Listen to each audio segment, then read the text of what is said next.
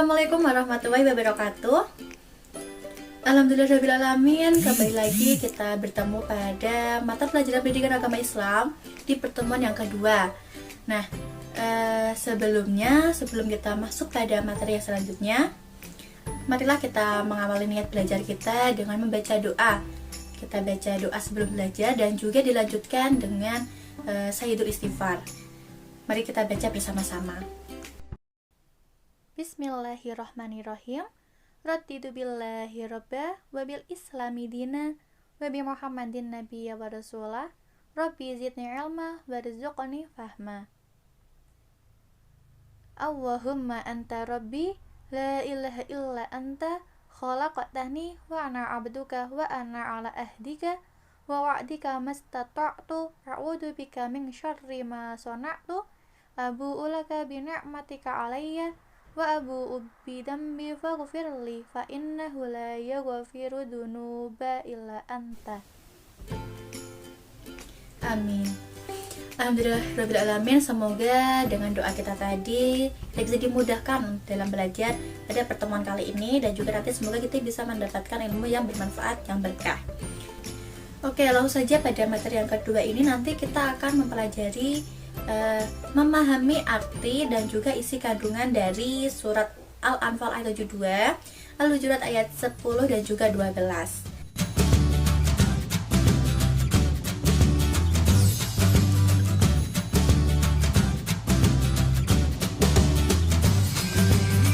Sebelumnya kita sudah mempelajari bagaimana cara membaca, kita sudah baca juga artinya dan juga hukum bacaan tajwidnya pada pertemuan pertama sebelumnya. Nah, pada pertemuan yang kedua ini sekarang kita akan membahas isi kandungannya. Nah, dari kita memahami arti, kita juga menyimpulkan dan memahami bagaimana isi kandungan yang ada pada ketiga ayat, yaitu surat Al-Anfal ayat 72, Al-Hujurat ayat 10 dan juga ayat 12. Nah, langsung saja yang pertama di sini pada surat Al-Anfal ayat 72. Nah, bisa dilihat dan disimak bahwa isi kandungan yang terdapat dalam surat Al-Anfal ayat 72 yaitu yang pertama berisi tentang kaum muhajirin, yaitu umat Islam yang hijrah ke Madinah baik bersama Nabi Muhammad SAW maupun yang menyusul berhijrah. Mereka hijrah dan berjihad untuk memperjuangkan agama Allah SWT baik di Mekah maupun di Madinah. Kemudian yang kedua yaitu kaum Ansor, yaitu orang-orang Madinah yang memeluk agama Islam, beriman kepada Nabi Muhammad SAW, dan mereka berjanji akan sama-sama berjuang di jalan Allah, bersedia menanggung segala resiko dan akibat yang terjadi dan dari perjuangan. Kemudian yang ketiga yaitu kaum muslimin yang tidak berhijrah ke Madinah. Mereka tinggal di negeri yang dikuasai oleh kaum musyrikin baik di Mekah maupun beberapa tempat di sekitar kota Madinah. Nah, itu tadi isi kandungan dari surat Al-Anfal ayat 72, bahwa pada ayat tersebut menceritakan tentang kaum muhajirin, kaum ansar dan juga kaum muslimin yang mana mereka berjihad di jalan Allah dengan tolong-menolong. Mungkin itu singkat dari isi kandungan pada surat Al-Anfal ayat 72. Yang selanjutnya yaitu isi kandungan pada surat Al-Hujurat ayat 10. Nah, dalam Al-Quran surat Al-Hujurat ayat 10 tadi menjelaskan bahwa sesungguhnya orang-orang mukmin itu bersaudara. Oleh karena itu, pereratlah tali persaudaraan. Karena sesungguhnya Rasul juga bersabda, yang artinya dari Abi Musa radhiyallahu anhu, dia berkata, Rasulullah shallallahu alaihi wasallam bersabda, yang artinya orang mukmin yang satu dengan yang lain bagai satu bangunan yang bagian-bagiannya saling mengokohkan. Hadis riwayat Bukhari. Nah, jadi isi kandungan dalam surat Al-Hujurat ayat 10 tadi menekankan bahwa sesama orang mukmin itu bersaudara. Hal itu juga dikuatkan oleh hadis dari Rasulullah SAW bahwa sebenarnya antara mukmin satu dengan mukmin lainnya itu seperti satu bangunan yang mana satu sama lain itu saling mengokohkan. Maka dari itu, marilah kita pererat tali persaudaraan antara sesama mukmin, antara sesama muslim.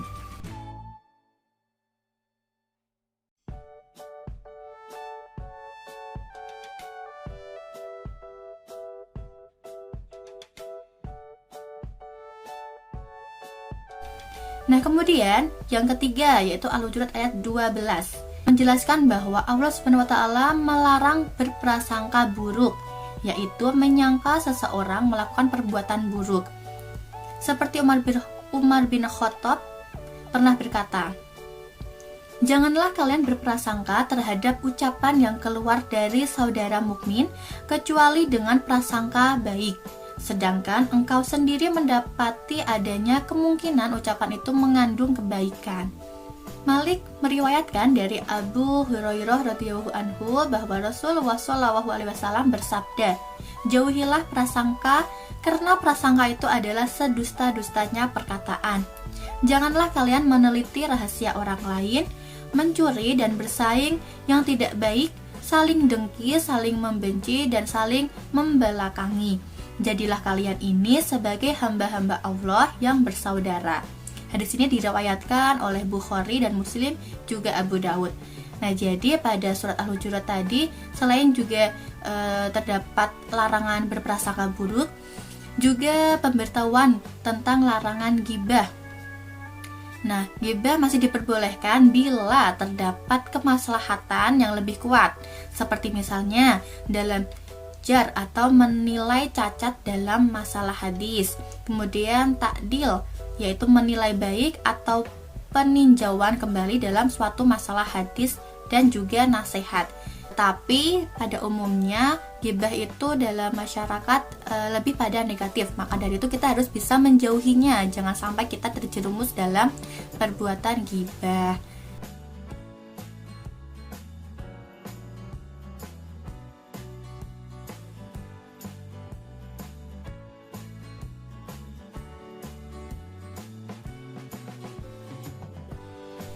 Nah, itu dia isi kandungan dari ketiga ayat tersebut. Nah, yang mana dari ketiga isi kandungan tersebut bisa kita ambil lagi apa saja perilaku-perilaku yang bisa kita amalkan dalam kehidupan sehari-hari. Misalkan tadi yang pertama yaitu pada surat Al-Anfal ayat 72. Nah, tadi tentang persaudaraan dan tolong menolong. Nah, jadi berdasarkan ayat tersebut, perilaku yang bisa kita ambil yaitu perilaku tolong menolong sesama muslim dan juga sesama manusia. Kemudian pada Al-Hujurat ayat 10, di situ juga tentang persaudaraan. Nah, jadi kita sesama manusia juga harus menebarkan kedamaian. Kita ambil perilaku untuk bisa berbuat damai, kita bisa berbuat yang baik kepada sesama. Kemudian pada surat Al-Hujurat ayat 12 tadi. Nah, dari isi kandungan tadi bahwa sudah jelas bahwa Allah itu melarang prasangka buruk dan juga ada larangan bergibah. Dan juga larangan pada tindakan atau perilaku negatif lainnya. Nah, maka dari itu, dari beberapa isi kandungan dari surat-surat tersebut, kita harus bisa memilah dan memilih bagaimana perilaku yang seharusnya kita jalankan dalam kehidupan sehari-hari. Oke, yang selanjutnya yaitu mari kita menganalisis. Nah, setelah kita memahami isi kandungan tadi, coba kita analisis dari perilaku-perilaku sekitar yang mungkin sering kali kita lihat dalam kehidupan sehari-hari. Seperti yang ada pada tampilan salah satu video pendek yang husnudzon. Nah, coba nanti kalian lihat. Nah, dari video tersebut apa hikmah yang bisa kita ambil?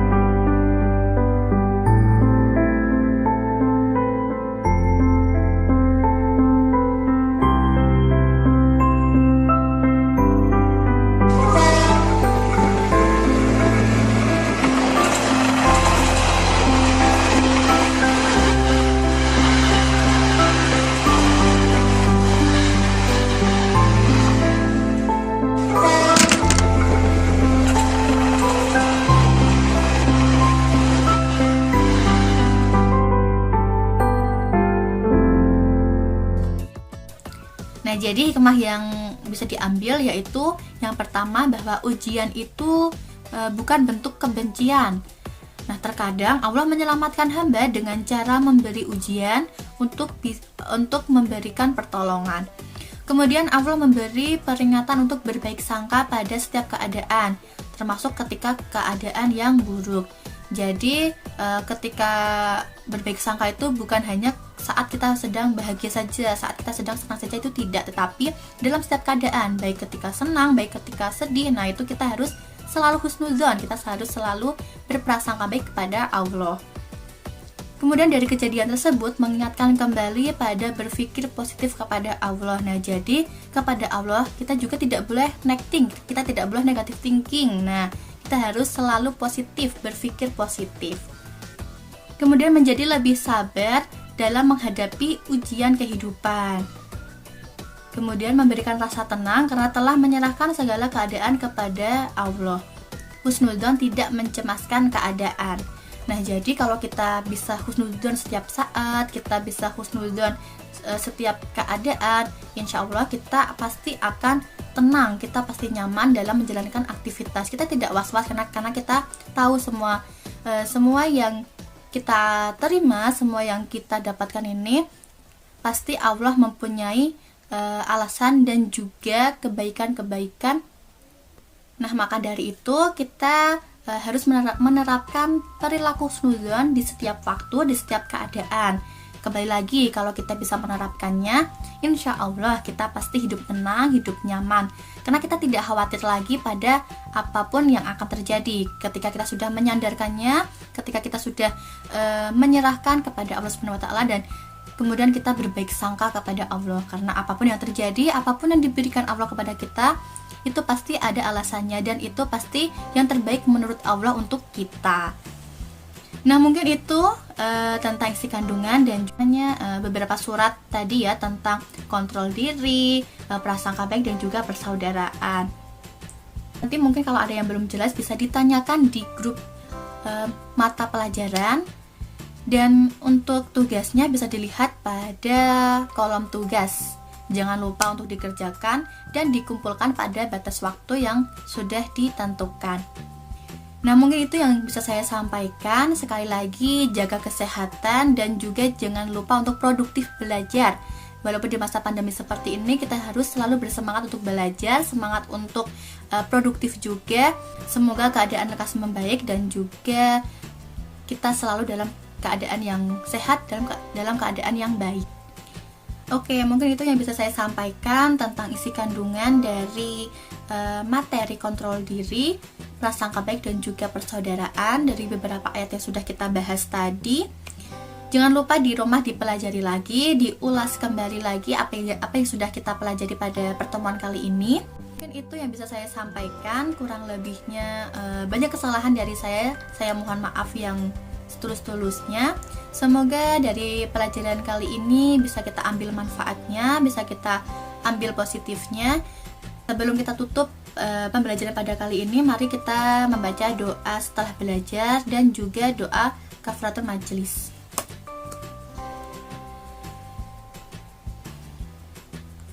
Amin. Alhamdulillah, semoga bisa bermanfaat untuk kita semua. Oke, terima kasih atas partisipasi dan atensinya. Semoga bisa bermanfaat. Jangan lupa untuk absensi dan tugasnya juga dikerjakan. Sekian, saya akhiri. Terima kasih. Wassalamualaikum warahmatullahi wabarakatuh.